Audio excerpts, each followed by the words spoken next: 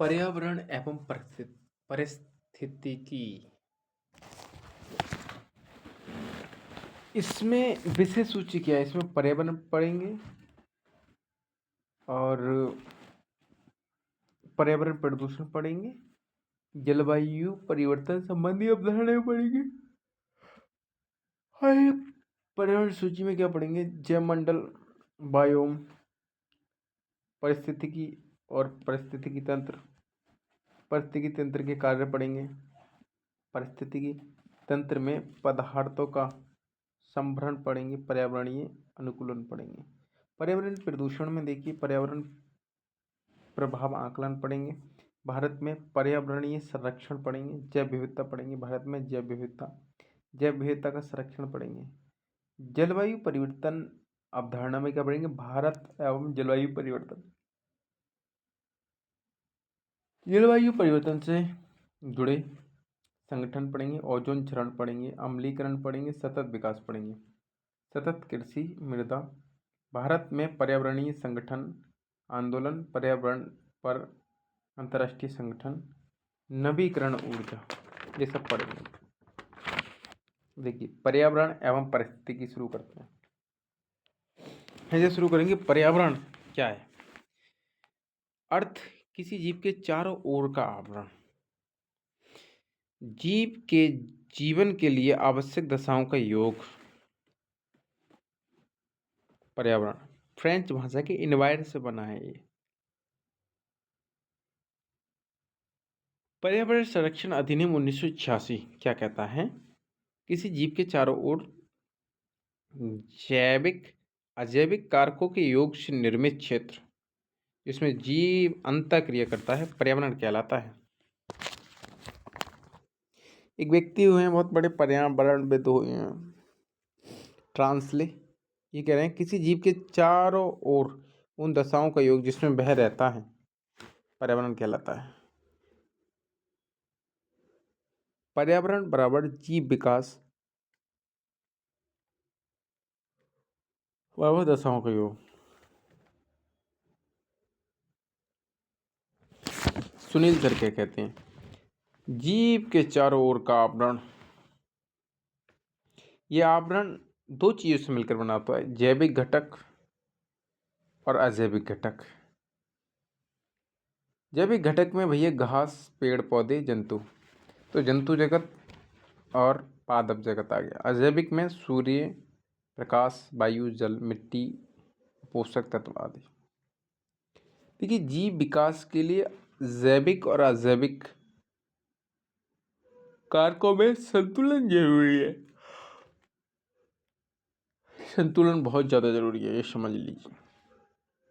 जैविक अजैविकों का संतुलन बिगड़ने से पर्यावरण पर नकारात्मक प्रभाव पड़ता है। जैविक और अजैविक का अगर संतुलन बिगड़ गया पर्यावरण पर नकारात्मक प्रभाव पड़ेगा।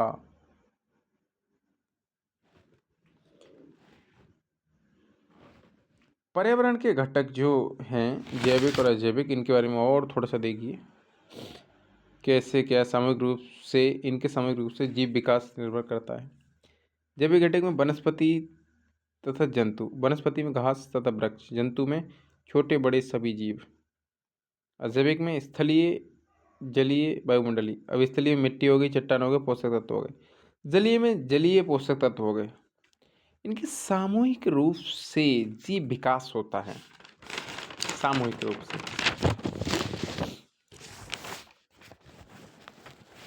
अब जीव विकास के लिए आवश्यक कारकों का योग, पानी, मृदा, वायु, अक्षांश, देशांतर, सूर्य तप। ठीक है, ये क्या होगा? जैविक सब। जैविक घटक जिसमें जीवन है, जिसमें जीवन है। जैविक घटक की जरूरत क्या है? जैविक घटकों की जरूरत भैया, जल चाहिए उनको, सूर्य तप चाहिए उनको, वायु चाहिए। जैविक घटक इनकी सहायता से भोजन का निर्माण करते हैं। पौधों पर उत्पादकता निर्भर करती है कि क्या उत्पादकता होगी। पौधों की उत्पादकता सूर्य तप, वायु, जल पर निर्भर होती है। जंतु पौधों की उत्पादकता पर निर्भर होते हैं। उत्पादकता पौधों पर,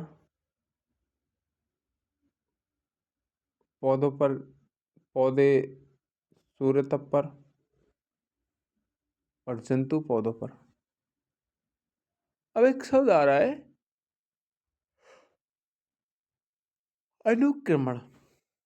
समय के साथ पौधों के विकास की अवस्था है अनुक्रमण।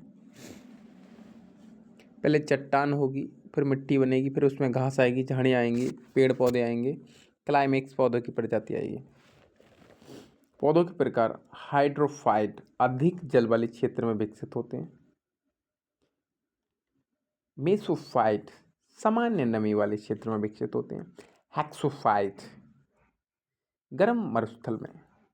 लिथोफाइट टूटे चट्टानी क्षेत्र में विकसित होते हैं। हेलोफाइट नमक वाले दलदली क्षेत्र में, जैसे मैंग्रोव।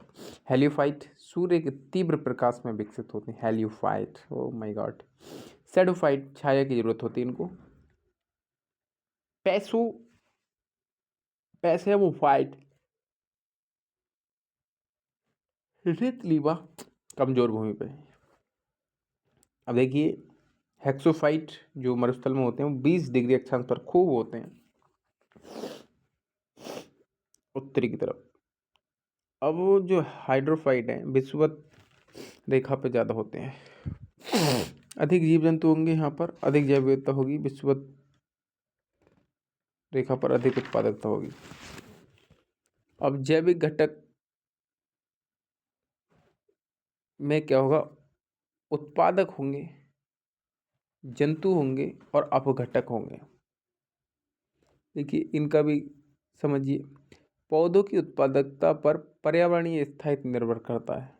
पर्यावरणीय स्थायित्व पौधों की उत्पादकता पर निर्भर कर रहा है।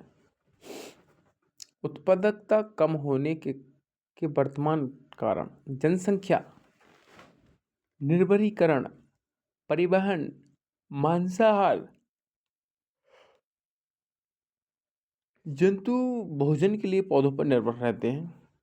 पर्यावरणीय असंतुलन से जैव विविधता प्रभावित होती है। नैरोबी पर्यावरण सम्मेलन में ये बोला गया। अब अपघटक को समझिए भैया।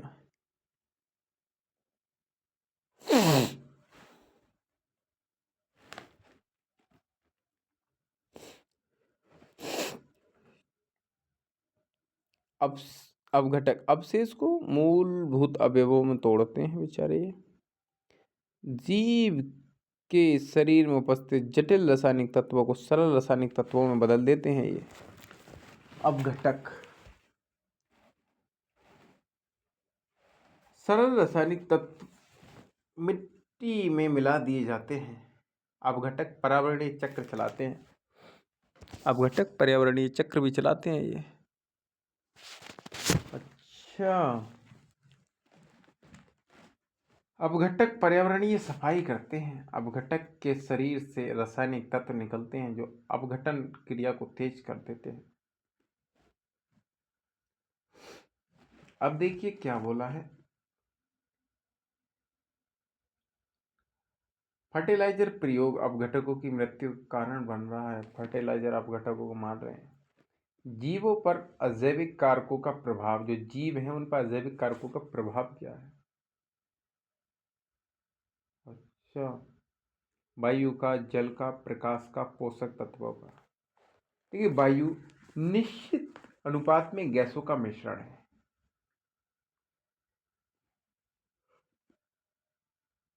एक संतुलन के साथ है। 78.7% नाइट्रोजन है, 20.9% ऑक्सीजन है, 0.93% ऑर्गन है, 0.03% कार्बन डाइऑक्साइड है, 0.000041% O3 है। संतुलित अनुपात वायुमंडल में हर जगह उपस्थित नहीं होता भैया। वायु पर जीवों का विकास निर्भर करता है। नंबर 2, जल। 71% महासागरीय जल है, 29% स्थलीय जल है, मतलब स्थल पर है ये जल, ये समझिए। अब स्थल वाले में 5% स्वच्छ जल है, स्थल पर 5% स्वच्छ जल है, 2% बर्फ के रूप में है चोटियों पर, 2.5% नदी झील तालाब में है, बचा 0.5% उपयोगी जल है। उपयोगी जल जो पीते हैं ये भूमिगत जल है भैया, 0.5% कुल। अब 0.5% के लिए ही संघर्ष चलता है पूरी दुनिया में।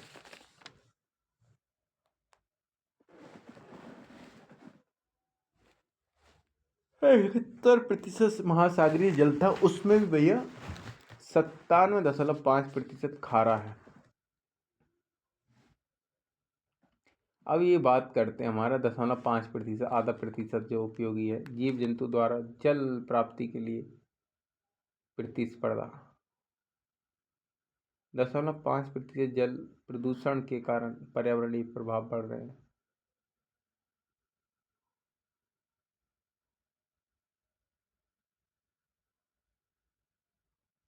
पर्यावरणीय प्रभाव बढ़ रहे हैं। जो 0.5% जल है, जलीय प्रदूषण के कारण पर्यावरणीय प्रभाव बढ़ रहे हैं।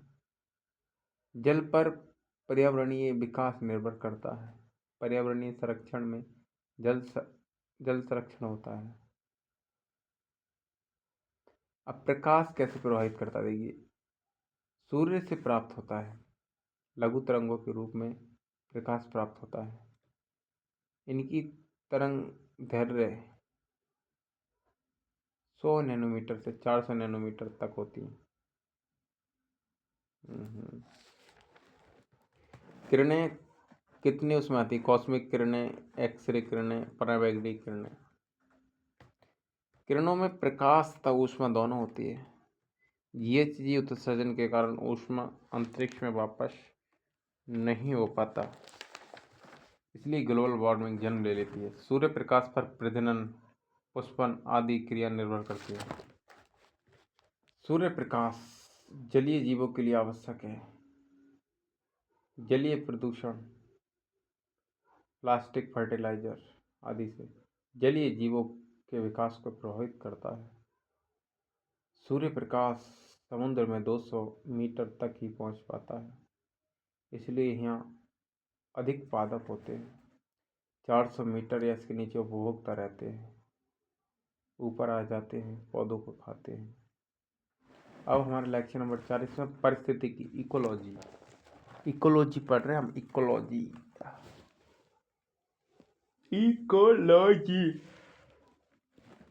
हमने पर्यावरण देखा, जैविक तथा जैविक घटकों का योग जिसमें जीवन निर्भर करता है। पर्यावरणीय जंतुओं पर, जैविक घटकों पर अजैविक घटकों का प्रभाव हमने देख लिया, पौधों के प्रकार आदि देखे। ये एक अध्ययन की शाखा है। ये क्या है? अध्ययन की शाखा है। इकोलॉजी एक अध्ययन की शाखा है। जीव का अध्ययन पर्यावरण के अनुसार, जीव किस तरह अपने पर्यावरण के साथ अंतःक्रिया कर रहा है। अंतःक्रिया अपने पर्यावरण के साथ, जीव की आवश्यक दशाओं का अध्ययन। जीव की आवश्यक दशाओं का अध्ययन। देखिए, इकोलॉजी, इकोस का मतलब होता है आवास या घर, लॉजी का मतलब अध्ययन करना। 1869 में अर्नेस्ट हैकल द्वारा ये बोला गया। हैकल जीव के बाहर आवरण को समझें। पर्यावरणीय चुनौतियों को समझने के लिए इकोलॉजी पढ़ना है। जलवायु परिवर्तन, बाढ़ आदि, मौसम चक्र, ओजोन क्षरण आदि इकोलॉजी पढ़ना है।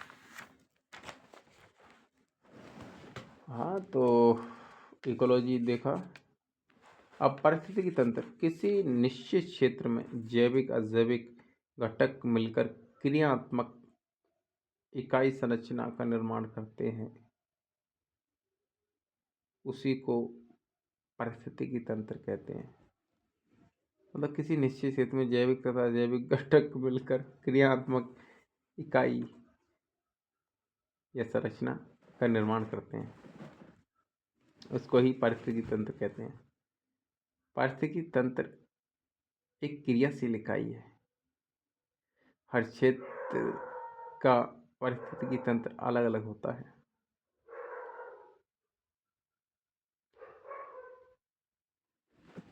अच्छा, कई सारे पारिस्थितिकी तंत्रों को मिलकर जैव मंडल का निर्माण होता है।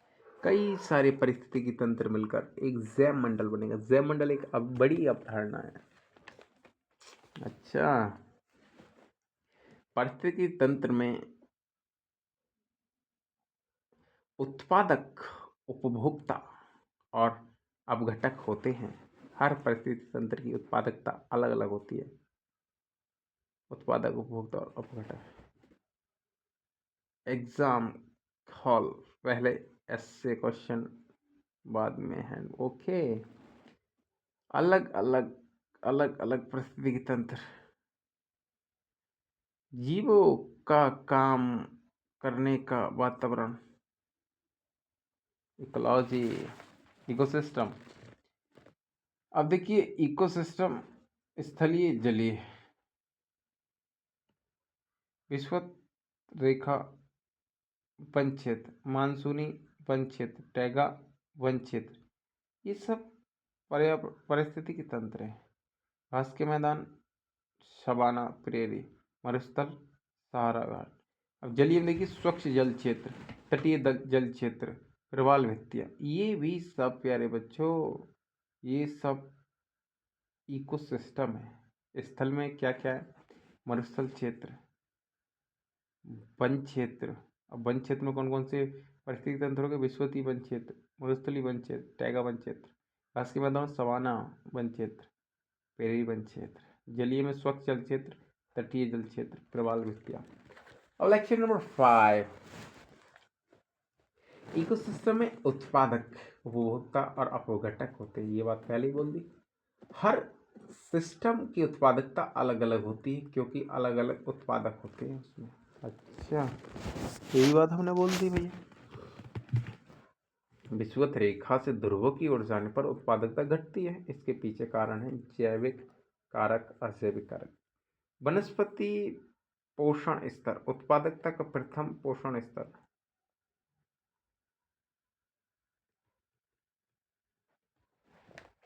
शाकाहारी पोषण स्तर 2, उत्पादकता का द्वितीय स्तर। मांसाहारी पोषण नंबर 3, उत्पादकता का तृतीय स्तर। शीर्ष स्तर के मांसाहारी पोषण स्तर 4, चतुर्थ। देखिए, जहाँ प्राथमिक उत्पादक अधिक वहाँ जैव विविधता अधिक। अच्छा, प्राथमिक उत्पादक मतलब पेड़ पौधे। जहाँ प्राथमिक उत्पादकता अधिक वहाँ जैव भार भी अधिक।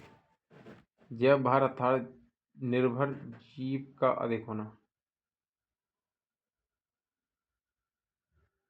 जैव भार अर्थात निर्भर जीव का अधिक होना। सी, जहाँ प्राथमिक उत्पादक अधिक वहाँ जैव विविधता स्थायित्व अधिक। प्राथमिक उत्पादक अधिक वहाँ जैव विविधता में स्थायित्व अधिक। जहाँ प्राथमिक उत्पादकता अधिक वहाँ जीव संरक्षण अधिक। पर्यावरण संरक्षण के लिए प्राथमिक उत्पादकता को बढ़ाना है। प्राथमिक उत्पादकता को बढ़ाना है भैया। प्राथमिक उत्पादकता ही सब कुछ है। पोषक पदार्थ का प्रभाव देगी। पोषक पदार्थ का उत्पादक से उपभोक्ता की ओर होता है। ये प्रभाव खाद्य श्रृंखला के रूप में होता है। प्रभाव उत्पादक से शीर्ष उपभोक्ता की ओर होता है। खाद्य जाल, यहाँ उपभोक्ता के पास भोजन के कई विकल्प होते हैं। खाद्य जाल में कई विकल्प होते हैं। इकोलॉजिकल नीचे या नीचे निके पर्यावरण में जीव की पर्यावरणात्मक भूमिका कार्यात्मक भूमिका पर्यावरण में जीव की कार्यात्मक भूमिका। इकोलॉजिकल नीचे जीव का विकास जिन दशाओं से प्रभावित होता है उसे जीव का नीचे कहते हैं। जीव का विकास जिन दशाओं से प्रभावित होता है उसे जीव का नीचे कहते हैं। नीचे शब्द जैसे ग्रीने जहाँ नीचे व्यवस्थित होगा वहाँ जीव संरक्षण अधिक, जहाँ खाद्य जाल मजबूत होगा वहाँ नीचे अधिक होगा। इन सीटू संरक्षण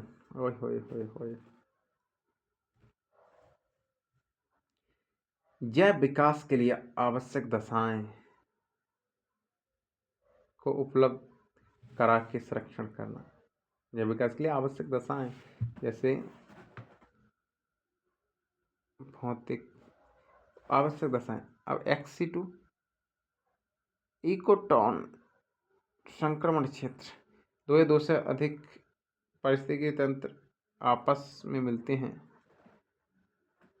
जैसे एस्चुरी क्षेत्र, डेल्टा क्षेत्र। इकोटॉन संक्रमण क्षेत्र होता है। इकोटॉन में जीव का अधिक विकास होता है। इकोटॉन में प्राथमिक उत्पादकता बढ़ जाती है, निर्भर जीव बढ़ जाते हैं।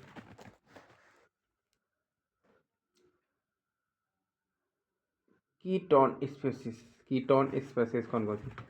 पर्यावरण में संख्या तथा जैव भार के रूप में कम लेकिन अधिक महत्व। कीटोन की घटती जनसंख्या पारिस्थितिक तंत्र में ह्रास को दर्शाता है। हाँ, बड़ी वाली चीज़ें जब ज़्यादा ह्रास होता है तो पर्यावरण में चीज़ें ह्रास हो रही हैं। कीटोन प्रजाति शब्द 1969 में रॉबर्ट टी पेन द्वारा टी पेन ES संरक्षण एनवायरनमेंट के लिए KS प्रजाति का संरक्षण किया जाए, कीटोन स्पेसीज का संरक्षण किया जाए। रॉबर्ट टी पेन कह रहे भैया critical linked species CIS ketone species के अलावा CIS जितने अधिक फूड वेब्स उतना अधिक मजबूत। फाउंडेशन प्रजाति अन्य प्रजातियों को भोजन तथा भोजन देती है। प्रवाल शैवाल के लिए गृह देता है। आम बंदर के लिए आवास प्लस भोजन देता है। फाउंडेशन प्रजाति फूड वेब्स। इकोसिस्टम संरक्षण के लिए फाउंडेशन CIS कीटोन तथा प्रजाति का संरक्षण करना। Umbrella species US umbrella species के संरक्षण से अन्य जीव का संरक्षण होता है, जैसे टाइगर, हाथी, चीता। टाइगर के लिए सुटेबल दशा करने पर अन्य जीव का स्वयं संरक्षण हो जाता है। टाइगर के लिए सुटेबल दशा करने पर अन्य जीव का संरक्षण स्वयं हो जाता है। मानवीय गतिविधियां नहीं, सड़क परिवहन नहीं, पेड़ लगाओ। ये क्षेत्र है उसके बारे में बात चल रही है, ऐसा कुछ नहीं। संकेत प्रजाति की नकारात्मकता को दर्शाते हैं। प्रत्येक इकोसिस्टम में संख्यात्मक प्रजाति अलग अलग शैवाल, लाइकेन, जल प्रदूषण संकेत। देखिए संकेत प्रजाति संकेत दर्शाती है। शैवाल तथा लाइकेन ये जल प्रदूषण संकेत को दर्शाते हैं, जल प्रदूषण हो रहा है। संकेतक प्रजाति संवेदनशील प्रजाति नकारात्मक प्रभाव को प्रारंभ स्तर को दर्शाती है। नकारात्मक प्रभाव के प्रारंभिक स्तर को दर्शाएंगे संकेतक प्रजाति। अब देखिए पर्यावरण तंत्र में सूर्य तप में उत्पादकता को प्राप्त करता है वनस्पति। पर्यावरण पारिस्थितिकी तंत्र में सूर्य तप में उत्पादकता को प्राप्त करता है वनस्पति को प्राप्त करता है प्राथमिक उपभोक्ता शाकाहारी प्राथमिक उपभोक्ता, द्वितीय उत्पादक मांसाहारी, द्वितीय उपभोक्ता, तृतीय उत्पादक शीर्ष राष्ट्रीय मांसाहारी, तृतीय उपभोक्ता, शीर्ष स्तर उत्पादक। पोषक पदार्थ प्रवाह खाद्य श्रृंखला खाद्य पदार्थ के रूप में प्रदूषित पदार्थ खाद्य श्रृंखला खाद्य गति, इससे पारिस्थितिकी तंत्र का ह्रास होता है। अब जैव संचयन समझिए, संचयन का पारिस्थितिकी तंत्र को प्रदूषित पदार्थ का जीव में संग्रहण होना से जीव मृत्यु हो जाती है। जैव संचयन प्रदूषित पदार्थ का जीव में संग्रहण होना जैव संचयन कहलाता है और जीव की मृत्यु। जैव संचयन सजीव पारिस्थितिकी तंत्र को मृत पारिस्थितिकी तंत्र में बदल देता है। जैव संचयन प्रक्रिया अंतःग्रहण, संचयन, निष्कासन। जब जैव अंतःग्रहण और जैव संचयन की दर जैव निष्कासन से अधिक होने लगती है तो पारिस्थितिकी तंत्र मृत तंत्र होने लगता है। जैव निष्कासन से अधिक हो जाती है तब पारिस्थितिकी तंत्र मृत्यु तंत्र होने लगता है। हमें ES का सुरक्षित करने के लिए जैव निष्कासन दर को अपेक्षाकृत बढ़ाना होगा। जैव संचयन का संबंध मानवीय हस्तक्षेप से जुड़ा है। सहक्रिया प्लस दो प्रदूषित पदार्थों का आपस में मिलना, नए प्रदूषित पदार्थ बनाना। जैव आवर्धन। अब सहक्रिया समझिए, दो प्रदूषित पदार्थों को आपस में मिलाकर नए प्रदूषित पदार्थ को बनना। अब जैव आवर्धन सुनो, बायो मैग्निफिकेशन। प्रदूषित पदार्थ को एक पोषण स्तर से दूसरे पोषण स्तर तक बढ़ती हुई मात्रा का होना।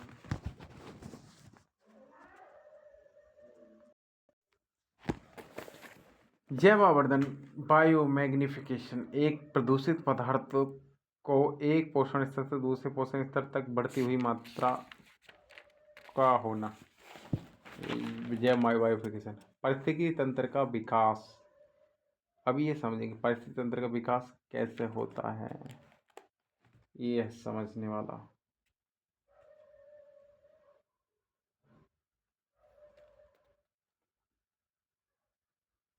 ये सब पारिस्थितिकी अनुक्रमण, जीव, चट्टान, कई सब। ये वनस्पति कैसे होगी देखिए, शैवाल, लाइकेन, छोटी घास आदि आदि।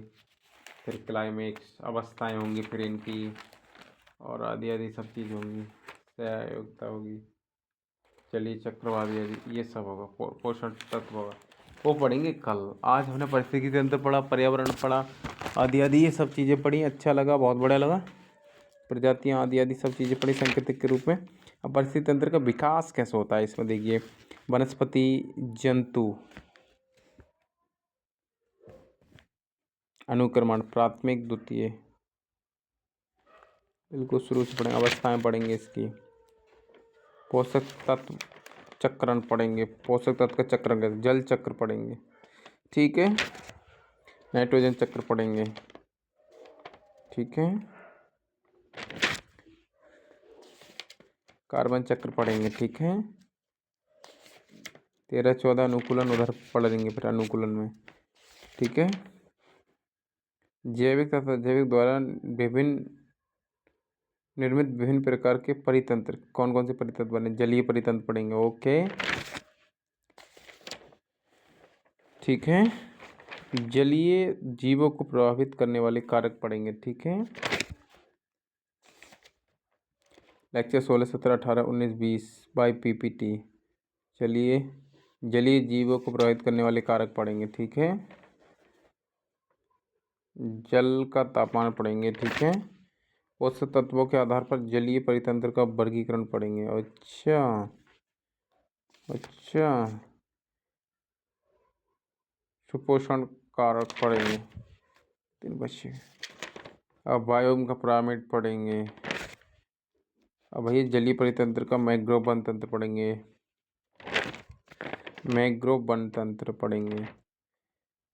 न्यूट्रिफिकेशन पढ़ेंगे इसमें, मैंग्रोव वनस्पति पढ़ेंगे, भारत में मैंग्रोव वन पढ़ेंगे, मैंग्रोव संरक्षण के प्रयास पढ़ेंगे, जैव विविधता पढ़ेंगे, फिर यहाँ से जैव विविधता आ जाएगी। ठीक है, फिर ये जैव विविधता शब्द बदल जाएगी, फिर जैव विविधता से आगे कहानी चली। बहुत अच्छा है रे, ये बहुत बढ़िया है। पढ़िए भैया, जीवन है पढ़ना, पढ़ना है जीवन। मैं भी रिकॉर्डिंग बना रहा था भाई।